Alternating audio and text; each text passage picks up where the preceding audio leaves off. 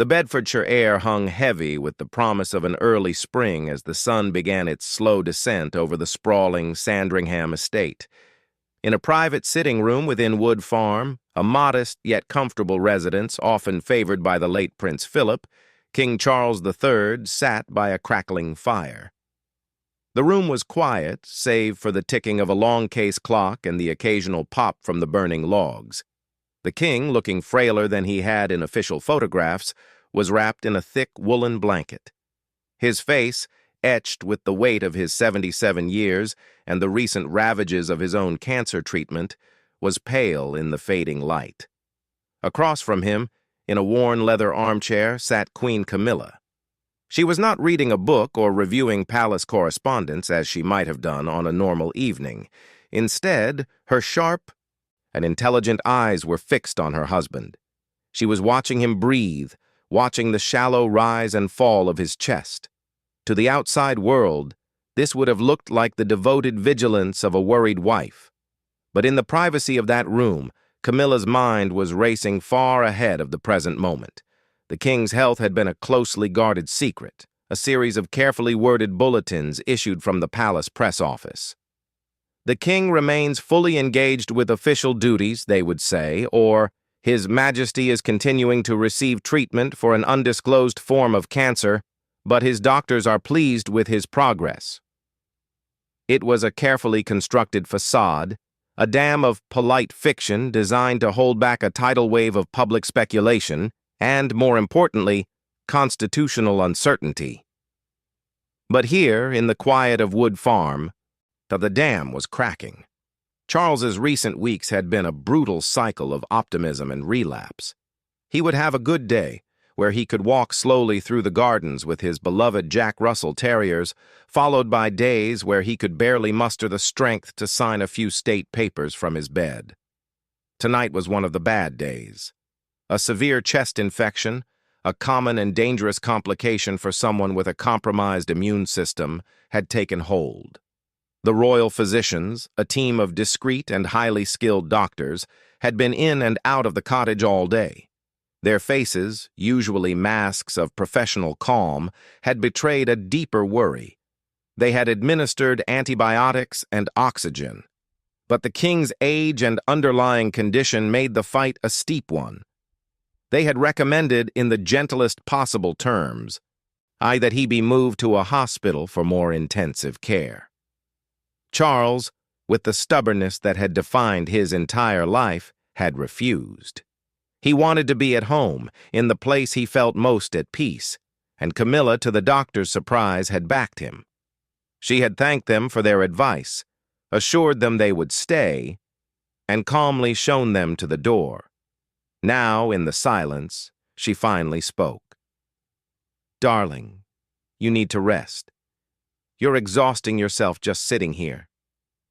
Charles turned his head slowly, a faint, loving smile touching his lips. "I was just thinking about the garden," he murmured, his voice a dry rasp.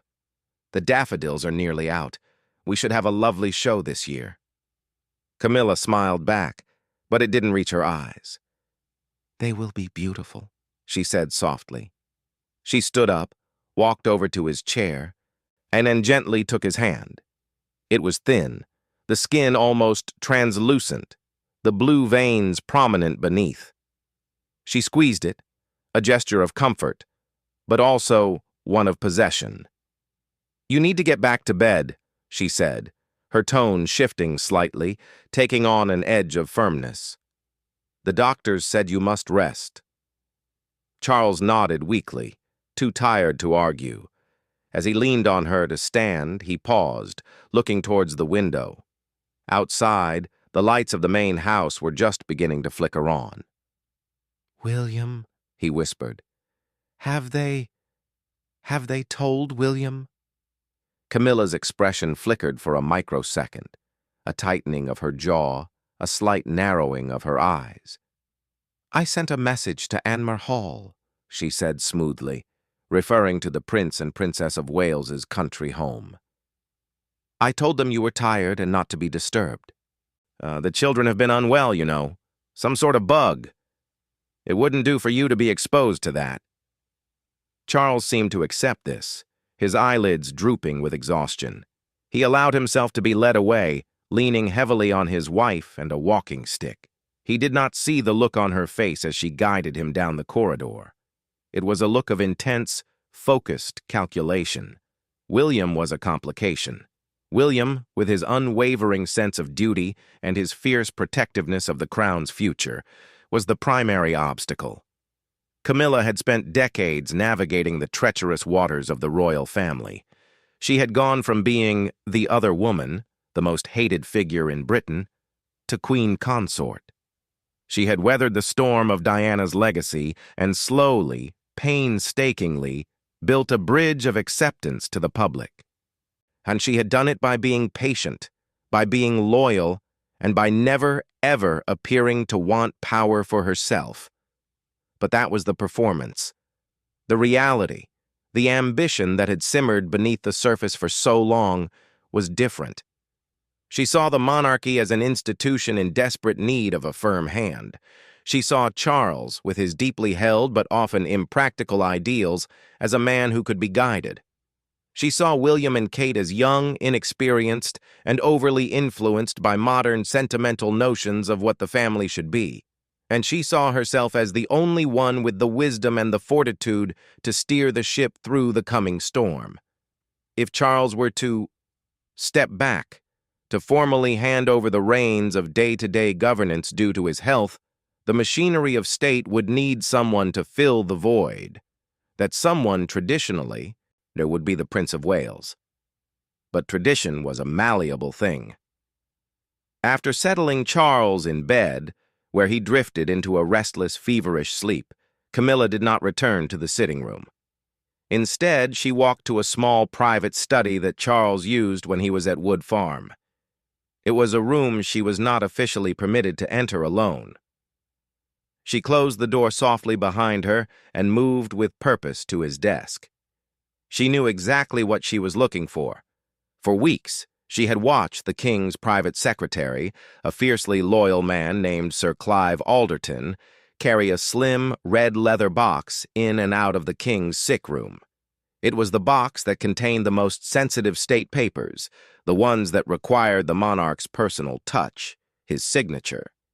Camilla had cultivated relationships with the staff for years, and she was unfailingly polite to the junior aides, remembered the names of their children, and asked about their holidays. They trusted her. They saw her as the king's rock, his comfort. It was that trust she now relied upon. She had overheard a footman mention that Sir Clive had been called away to London for an urgent meeting at the Foreign Office and would not return until the next morning. The box, he had said, was still in the study. The king was too unwell to deal with it tonight. Camilla found it on the corner of the desk. It wasn't locked. She lifted the lid. Inside, nestled amongst official documents, was a single sheet of parchment. It was a draft of a letter of intent, a document that, if signed, would temporarily delegate specific powers of the sovereign to a council of state. And the document was standard procedure for times of royal incapacitation. But this draft was different. It was not the standard blanket delegation. It was specific. It named the councillors of state as is customary: the Queen Consort, the Prince of Wales, the Princess Royal, and others, but it included a separate handwritten clause in the margin in what she recognized as Charles's own sloping script. It was a note to his private secretary, a personal thought that had not yet been formalized. It read, "In the event of my prolonged incapacity, I wish for William to take a preeminent role in all decisions regarding the future of the monarchy. C." Camilla stared at the words. Preeminent role. That was the phrase that sealed her fate. Charles, even in his sickness, was thinking of the future, of his legacy, of handing the baton to his son. And it was exactly what a good king should do. But it was not what Camilla wanted. She carefully lifted the document and read the full text.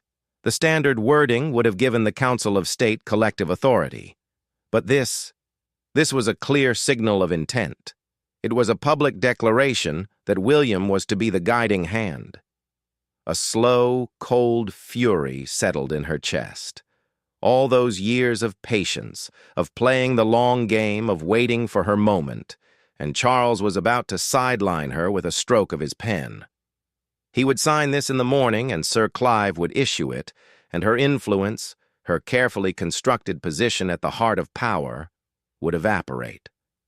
She would be a figurehead, a consort in name only, while William and Kate, with their perfect family and their modern ideas, took control. She could not let that happen. She looked at the document again. It was a draft. It was unsigned. It was technically just a piece of paper in a box. She had a choice. She could put it back and hope that Charles's health improved, that he would forget this particular instruction, that Sir Clive might even counsel him against it. Or she could act. With a steady hand, Camilla lifted the document from the box. She folded it carefully and slipped it inside the pocket of her cardigan. She then took a blank sheet of similar parchment from a drawer, placed it in the box, and closed the lid. She stood there for a moment, her heart beating a steady, strong rhythm against her ribs. There was no panic, no trembling. There was only a deep, profound certainty. She was not going to be pushed aside. Not now. Not ever. She left the study as silently as she had entered, turning off the light and pulling the door closed behind her. As she walked back through the quiet cottage, past the room where her husband lay in a fitful sleep, she began to formulate her next moves. She would need to control the flow of information. She would need to isolate William, to make sure he didn't suspect anything until it was too late. She would need to present a united front, to be the grieving, capable wife holding the fort while her beloved husband fought for his life. And in that role, with Charles out of sight and out of communication, she would quietly, firmly begin to take control. The first step was already in motion. The document that could have secured William's ascendancy was now in her pocket. The king's health was deteriorating. By morning, the question would not be about his plans for the succession, but about his very survival. And as the only person in that house truly aware of the situation, the only one with the nerve to act, Camilla knew that survival, her own and her vision for the monarchy, was now entirely in her hands. The silence of the night was absolute, a velvet shroud over the royal estate. But within the walls of Wood Farm, a silent coup had just begun. The king slept, unaware that his final wish for his son had just been stolen from his own desk. And the queen, his trusted wife of nearly 2 decades, was already miles ahead of him, charting a new course for the crown, one in which she and she alone would be the captain. The first light of dawn had not yet touched the highest spires of London when the news began to trickle through the encrypted phones and secure landlines of the royal household. Though it started as a whisper from a night nurse at the Norfolk Cottage Hospital, a place so small and discreet it was usually reserved for minor ailments of the estate staff. The king had been brought in during the early hours, not by royal convoy, but by a single, unmarked ambulance. His condition, the nurse whispered to a colleague who had a cousin who worked in a tabloid newsroom, was gravely serious. By the time the sun rose over Buckingham Palace, painting the stone facade in shades of gold and pink, the whisper had become a roar. But the roar was contained entirely outside the palace walls. Inside, there was an eerie, calculated silence. No official statement was released. The royal family's official website remained stubbornly unchanged, still featuring a photograph of the king at a recent diplomatic reception. And the palace press office, when contacted by the first enterprising journalists, issued a standard, frustrating reply. There is no update on His Majesty's condition. He continues to receive medical care and is resting comfortably. This was the lie. And it was a lie meticulously crafted by one person, Queen Camilla. From the moment she had accompanied the king to the hospital, she had taken control. She stood in the sterile, hushed corridor as the medical team worked on Charles. her face a mask of pale concern. But her mind was not in the room with her husband. It was in the future. She knew that a public announcement of the king's true state, a severe septic infection resulting from his compromised immune system, would trigger an immediate and automatic constitutional process. The Regency Act would be discussed, and the role of the counselors of state would come under scrutiny, and William, as the heir apparent, would be thrust into the spotlight, expected to step forward and assume responsibility. Camilla could not allow that to happen. Not yet. Not before she had cemented her own position. Her first act was to intercept the official palace communication. The king's private secretary, Sir Clive Alderton, had rushed back from London and was now at the hospital, his face ashen with worry. Camilla met him in a small, private waiting room before he could see the king. "Clive," she said, her voice soft but firm, "the doctors are with him now. It's serious, but he's stable. They are optimistic." This was a gross exaggeration. The doctors were far from optimistic. "I need you to do something for me, for him." Sir Clive, that a man who had dedicated his life to the service of the crown, looked at her with trusting, worried eyes. "Of course, Your Majesty. Anything." "I need you to go back to London," she said. "There are papers, arrangements. The machinery of state must continue. If there is any whiff of panic, any sense that the king is incapacitated, it will cause chaos. We need to present a calm, united front. I will stay here. I will be his eyes and ears. I will relay everything to you. But you must be at the palace, controlling the flow from there. Can you do that for me?" Sir Clive hesitated. His place, he felt, was by his sovereign's side. But Camilla's logic was sound. The king would want order, not chaos. He nodded slowly. "Of course, Your Majesty. I will return immediately. Please keep me informed. Every hour, if you can." "I will," Camilla promised, placing a reassuring hand on his arm. As soon as he left the hospital, she turned to her own private secretary, a far less senior but far more ambitious man named Marcus Schilling. Marcus was in his 40s, with slicked back hair, and the hungry look of a man who had spent his entire career waiting for an opportunity like this. He was Camilla's creature, utterly loyal to her and resentful of the old guard like Sir Clive, who blocked his path to the top. "Marcus," she said, her voice dropping to a near whisper, "I need you to find out everything about the king's condition, the real prognosis, not the public-facing version. Go to the doctors, speak to the nurses. I want to know how much time we have and what his mental capacity is, and I need you to be discreet." Marcus nodded, a gleam in his eye, and slipped away into the clinical depths of the hospital. With Sir Clive safely on his way to London and Marcus gathering intelligence, Camilla turned her attention to the most dangerous variable, her stepson, Prince William. She knew he would be frantic with worry. She had to manage that worry, to shape it, and to keep him at arm's length. She pulled out her personal encrypted mobile phone and dialed his number. He answered on the first ring. "Camilla? What's happening? We've been hearing rumors, nothing official. Is Papa all right?" His voice was tight with anxiety. Camilla painted a perfect picture of concerned, capable stepmother. "William, darling, I'm so sorry for the confusion. It all happened so fast. Your father had a difficult night. He's at the hospital now. The doctors are with him. It's serious, yes, but he's a fighter. He's asking for rest and quiet. The doctors are very clear, absolute quiet. No stress, no visitors. It's just a precaution." There was a pause on the other end of the line.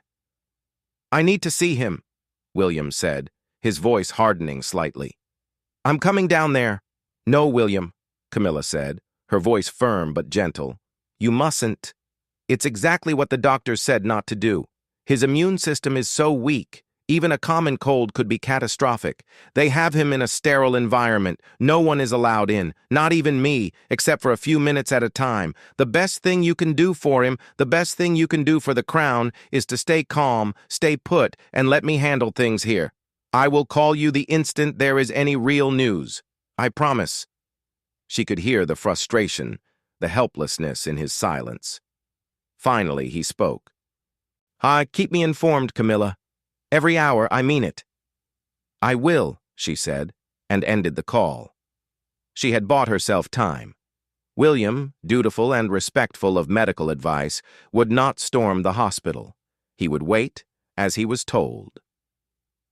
Throughout that long, tense day, Camilla played her role to perfection. She made brief, solemn appearances in the hospital corridor for any stray photographers who might have gathered. She issued statements through Marcus to a carefully selected list of palace aides, all of whom reported to Sir Clive, but whose information now came filtered through her. "The Queen is remaining at His Majesty's side," the statements read. "She is his rock." Meanwhile, Marcus returned with his report. The news was grim. The king was indeed fighting a severe septic infection. His age and his underlying cancer treatment made his body weak. The doctors were administering powerful antibiotics, but they had warned that the next 48 hours were critical. Even if he survived, his recovery would be long and his capacity to rule would be severely diminished. He was heavily sedated, drifting in and out of consciousness, and unable to communicate or make any decisions.